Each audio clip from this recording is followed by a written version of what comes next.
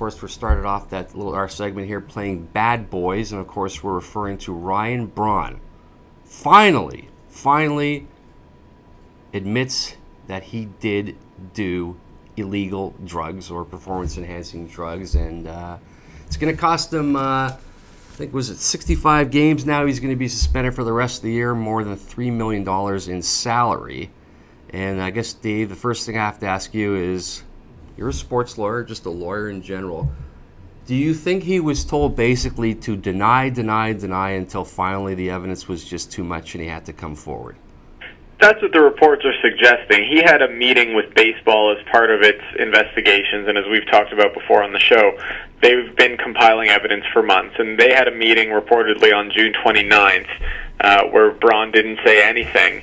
But apparently, based on the quality and specificity of the questions baseball was asking at that meeting, it became clear to him and to his counsel that they had enough.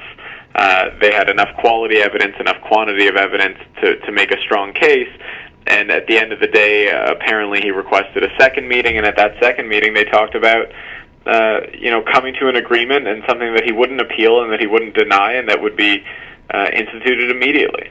Yeah, and I think that's, to a certain extent, I'll commend him. We'll go back on his history, but for right now, I'll say I'll commend him for not dragging this out any longer, just taking your medicine, admit that you've done wrong and move forward with your life. And the Players Association is commending him for that as well. Michael Weiner, the executive director of the Players Association, has been in a very tough spot from the beginning with this situation because the Players Union includes both players that are charged with wrongdoings and those that want a clean game and are clean and don't exactly want their union spending time and effort defending people that have cheated.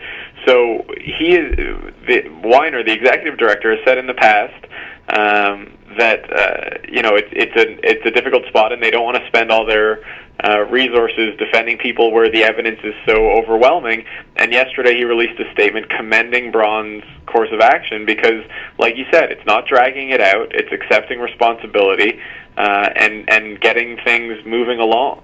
Again, we're talking to David Goldstein, sports lawyer. He works with Cassels Brock, so if you want to find out more about David Goldstein, it's www.casselsbrock, C-A-S-S-E-L-S, Brock, as in LouBrock.com, and you can find him on Twitter at dgoldstein79. Now, I just talked about Ryan Braun, commended him for his action, but if you go back over the course of time, back specifically a year ago, he successfully appealed the positive test, and at that time he was supposed to be given a 50-game ban. And he was able to beat it based on how the sample was tested. And, of course, that's one of the various ways in any type of offense.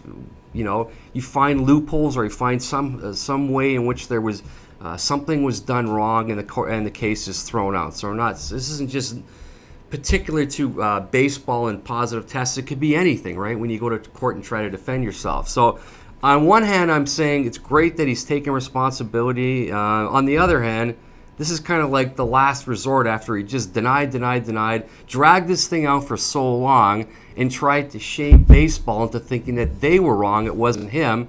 So if you go back in totality of Ryan Braun, this is kind of like, you know what? You brought this upon yourself. You tried to get away with it. You've been finally caught. So you know what? It's about time you took your own medicine. And one of the things that makes people particularly upset about Braun specifically is that he alluded to suspicious activity on the part of the tester when his appeal was successful and when he was cleared a year ago. He alluded to suspicious activity on the part of the tester, who it turns out, while maybe didn't comply exactly with the testing requirements, Braun, obviously, as we're seeing now, is actually guilty of what he was charged with back then. So, there are people that are quite upset with him. His denials were particularly vigorous, and it is a bit of a roller coaster. But one of the interesting things is that Braun is still very much an active player with quite a number of years left on his contract. So in the past, in the steroid era in baseball, we've been looking at retired players or players just towards the end of their career who that's kind of the last thing they're in the public eye for. In this generation, Braun and some of these others will have years to continue to work on their legacy, so it's not a closed chapter yet. What's interesting here, and I don't know how much it's been brought out, but Commissioner of Baseball is Bud Selig. Bud Selig used to be the owner of the Milwaukee Brewers. I don't know if he's still the owner because I don't know what the legalities are about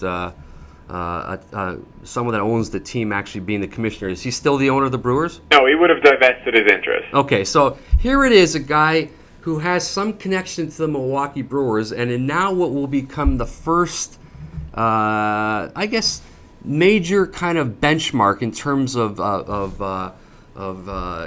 drug use and players that are going to be hit hard for testing positive. It's a Milwaukee Brewer. So I kind of find it, and again, maybe it's a blurred line that I'm talking about right now, but I think it's interesting if you want to talk about Bud Selig and his legacy about he's going to play hardball now with players who engage in performance-enhancing drugs. It happens to be the first player in this kind of like bold step going forward happens to be a Milwaukee Brewer.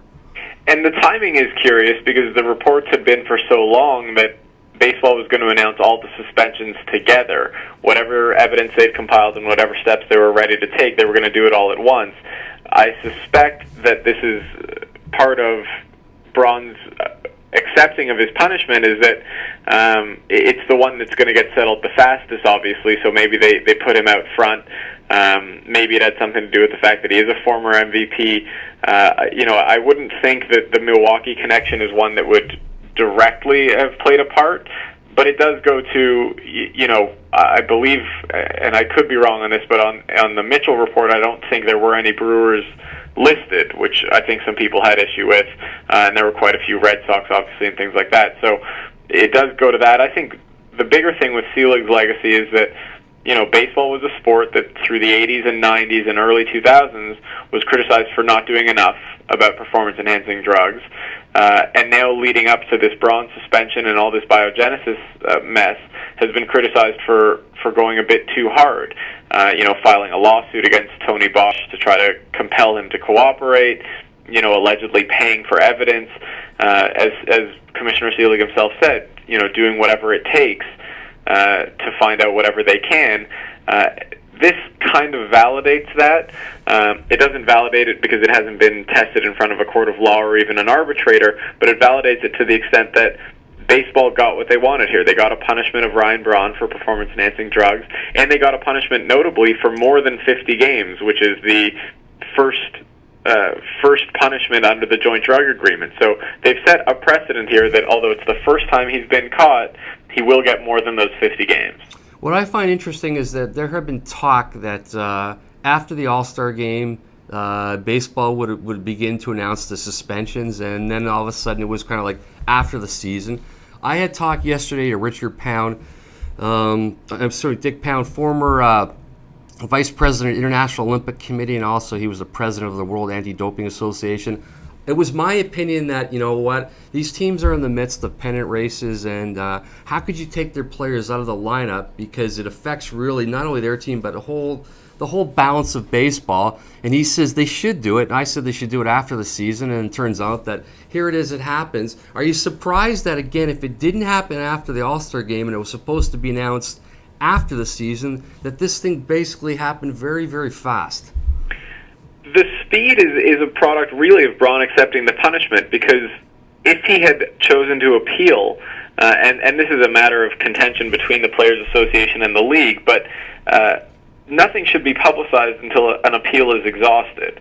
So the reason it was considered something that would take place next year, a lot of these suspensions, and still might be the case, is that the suspension will be levied by baseball, and then to the extent a player wants to appeal, they'll notify baseball, pursuant to the protocol in the joint drug agreement, we're going to appeal. Nothing should be publicized until that appeal is exhausted. And if it's 20 to 25 players, those appeals each being heard, it's going to take quite a while. So that's why the feeling was it would be a next year thing, because I think the assumption was the players would appeal.